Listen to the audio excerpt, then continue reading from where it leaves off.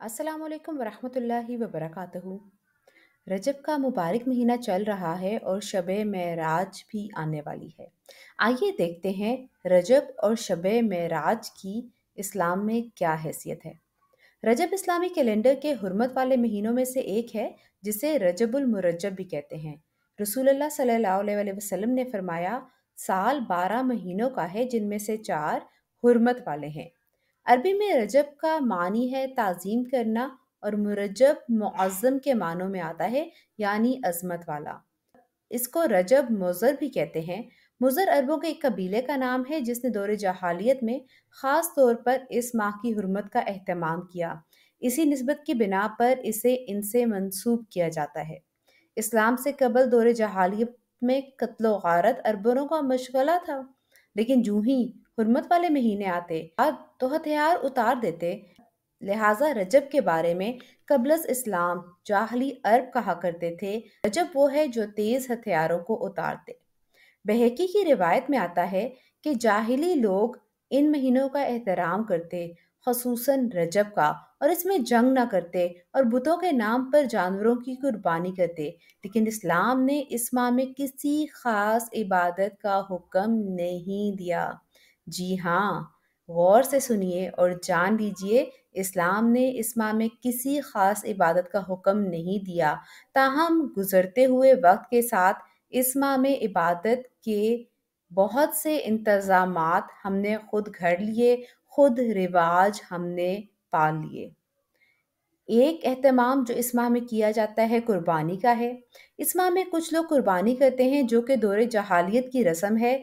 जाहली अरब अल अतीरा के नाम पर इस महीने में बकरी की कुर्बानी करते थे और ज़बह की गई बकरी की खाल किसी दरख्त पर डाल देते थे। इसे रजबिया, रजब वाली कुर्बानी कहा जाता था। बुखारी और मुस्लिम की रिवायत में अबू हुरैरा रज़ी अल्लाह ताला अन्हो रसूलुल्लाह सल्लल्लाहु अलैहि वसल्लम से रिवायत करते हैं, फरा और ऐतरा कुछ नहीं। ऊँटनी का पहला बच्चा जो बुतों के नाम पर ज़बह किया जाता था, उसे फरा कहा जाता है। इसका इस्लाम से कोई ताल्लुक नहीं। दूसरी इबादत जो इस माह में बहुत की जाती है, खुसूसी नमाज का एहतमाम। बाज़ लोग इस माह में खुसूसी नमाज सलातुल गायब पढ़ते हैं, जबकि पहले जुमे की रात को 12 रकात 6 सलाम से पढ़ी जाती है, जिसमें सूरह इखलास के बाद हर रकत में 3 मरतबा सूरह कदर पढ़ी जाती है। ये बिदत चौथी सदी में शुरू हुई, जिसकी कोई असलियत नहीं। इमाम इब्ने तैमिया लिखते हैं कि तमाम उलमा ने इजमा के साथ इस नमाज को मनगढ़ंत करार दिया है। उम्रे का एहतमाम। लोग इस माह में खुसूसी तौर पर उम्रे का एहतमाम भी करते हैं, जबकि कुरान और हदीस से इस बात का कोई सबूत नहीं मिलता कि आप सल्लल्लाहु अलैहि वसल्लम ने इस माह में उम्रा अदा किया हो, बल्कि हज़रत आयशा रज़ी अल्लाह ताला अन्हा ने एक मौके पर इनकी तरदीद भी की है। उर्वा बिन ज़ुबैर रज़ी अल्लाह ताला अन्हो से रिवायत है कि मैंने आयशा रज़ी अल्लाह ताला अन्हा से इसके बारे में पूछा, तो फरमाया, रसूलुल्लाह सल्लल्लाहु अलैहि वसल्लम ने रजब में कभी भी उम्रा अदा नहीं फरमाया। इस महीने की इबादात में एक और इबादत जो बहुत कसरत से हम देखते हैं, वो है रोज़ों का एहतमाम। बाज़ लोग इस माह में खसूसी रोज़ों का एहतमाम करते हैं। सही रिवायात से पता चलता है कि आप सल्लल्लाहु अलैहि वसल्लम ने कभी मुसलसल 3 माह रजब, शबान और रमज़ान रोज़े ना रखे और ना इसकी ताकीद की। बाज़ लोग 27 रजब का रोज़ा रखते हैं और इस रोज़े को आम दिनों में रोज़ों से अफजल समझते हैं। मुतअद्दिद अहादीस में से नबी अकरम सल्लल्लाहु अलैहि वसल्लम का मखसूस दिनों या तारीखों में नफली रोज़ों का एहतमाम करना साबित है, जैसा कि अयाम बैस में हर कमरी महीने की 13, 14, 15 तारीख, या हर सोमवार और जुमेरात को, जिलहजा के इब्तिदाई अशरे में 9, 10 मुहर्रम को, या फिर कसरत से माह शब्बान में। इन तमाम के बारे में सही और मुस्तनद अहादीस मिलती हैं, लेकिन 27 रजब के रोज़े के बारे में कोई रिवायत नहीं। लिहाजा अगर कोई खुसूसी तौर पर इस दिन का रोज़ा रखता हो, और इसका रोज़ा तो हो सकता है, मगर ये अमल मसनून नहीं होगा, बल्कि बिदअत में शुमार होगा। कुरान करीम में अल्लाह सुब्हानहू तआला ने इरशाद फरमाया है, ए लोगों जो ईमान लाए हो, अल्लाह और उसके रसूल से आगे ना बढ़ो।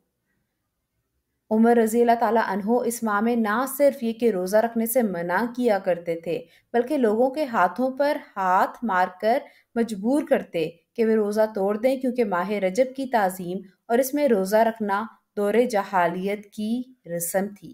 البتہ اگر کوئی شخص بطور عادت ہر پیر کو یا جمعرات کو روزہ رکھتا ہے اور اس ماہ میں روزہ رکھے، یا 13، 14، 15 تاریخ میں روزہ رکھے، تو اس میں کوئی پرابلم نہیں ہے۔ 22 رجب کو کنڈوں کا اہتمام کرنا۔ 22 رجب کو کنڈے بھرنا بطور رسم و رواج پا چکا ہے۔ اس رسم میں کسی منت کا پورا ہونے پر حلوہ پوری اور کھیر وغیرہ پکائی جاتی ہے۔ تاریخ کے مطالعے سے یہ پتہ چلتا ہے کہ اس رسم کی ابتدا 1906 میں امیر مینائی کے خاندان سے ہوئی، جو ہندوستان کے شہر سے تعلق رکھتا تھا۔ اس رسم کا مقصد امام جعفر رحمۃ اللہ کی روح کو ایصال ثواب پہنچانا تھا، حالانکہ اس بات کا تعین نہیں ہو سکا کہ مذکورہ امام کی پیدائش یا وفات ماہ رجب میں ہوئی تھی، یعنی اس بات کی تو شورٹی ہے ہی نہیں کہ امام جعفر رحمۃ اللہ کی پیدائش یا وفات کا دن جو ہے وہ 22 رجب ہے۔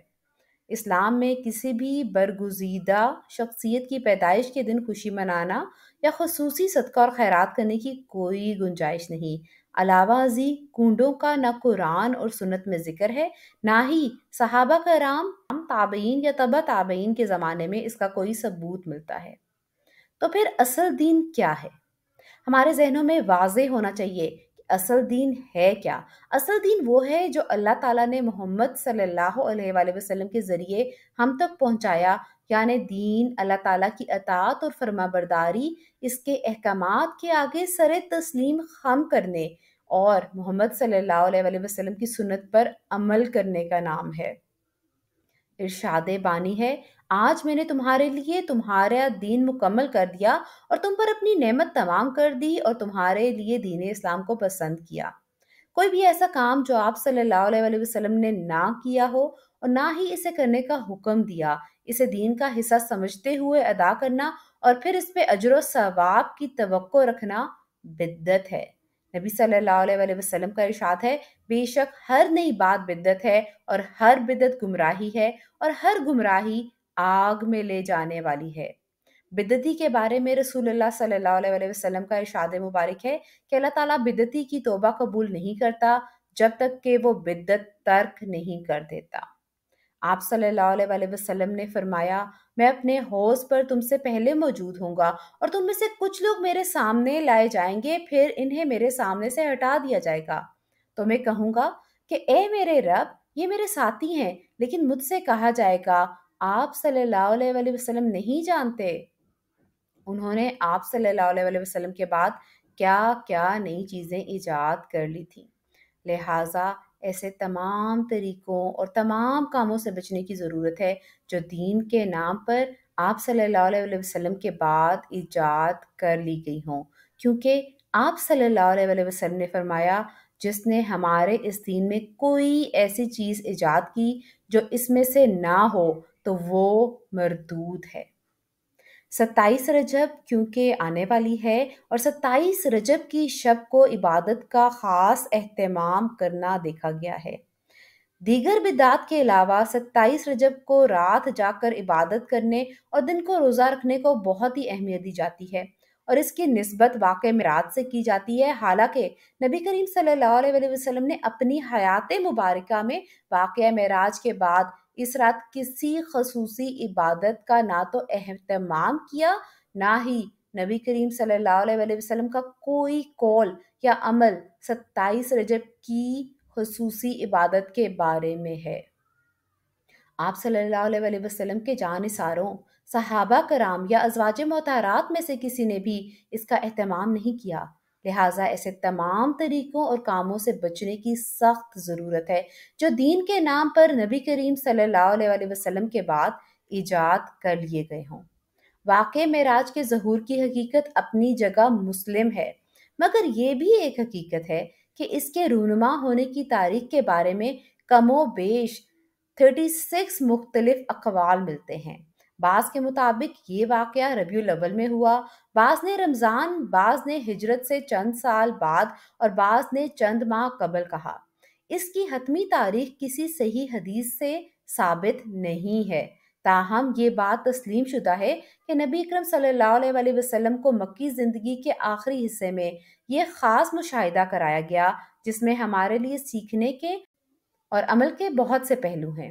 قرآن پاک میں اللہ تعالیٰ نے فرمایا، پاک ہے وہ ذات جو اپنے بندے کو ایک رات میں مسجد الحرام سے مسجد الاقصیٰ تک لے گیا، جس کے آس پاس ہم نے برکت رکھی ہے تاکہ ہم اسے اپنی بعض نشانیاں دکھائیں۔ یقیناً وہ اللہ تعالیٰ خوب سننے والا، خوب دیکھنے والا ہے۔ اس آیت میں جس واقعے کی طرف اشارہ ہے وہ اسرا کے نام سے مشہور ہے۔ اسرا کے لفظی معنی ہے رات کو سفر کرنا، رات کو چلنا۔ یہ وہی سفر ہے جس میں نبی کریم صلی اللہ علیہ وسلم کو جسم اور روح سمیت مسجد الحرام سے مسجد اقصیٰ، مکہ سے فلسطین تک معجزاتی طور پر لے جایا گیا۔ فرشتوں کی ہم نشینی کا یہ سفر اس زمانے کے حالات، اسباب سفر اور قافلے کی طوالت کی وجہ سے انسانی عقل اور سمجھ سے بالا تر تھا۔ لیکن جیسا کہ آیت میں واضح کیا گیا کہ پاک ہے وہ ذات جو اپنے بندے کو لے گیا، تو جس ذات میں کمال قدرت ہو وہ سب کچھ کر سکتا ہے۔ اس حیرت انگیز اور ایمان افروز سفر کی تفاصیل بخاری اور مسلم سمیت احادیث کی دیگر کتابوں میں موجود۔ معراج کے دوران نبی صلی اللہ علیہ وسلم کو جو بھی مشاہدات کروائے گئے، اس میں ہمارے لیے بہت سے سبق ہیں، جن میں سے ہم نے اہم ترین یہ ہے کہ اپنی نمازوں کی پابندی کرنی ہے، جن کا حکم اللہ تعالیٰ نے اس موقع پر نبی صلی اللہ علیہ وسلم کو دیا۔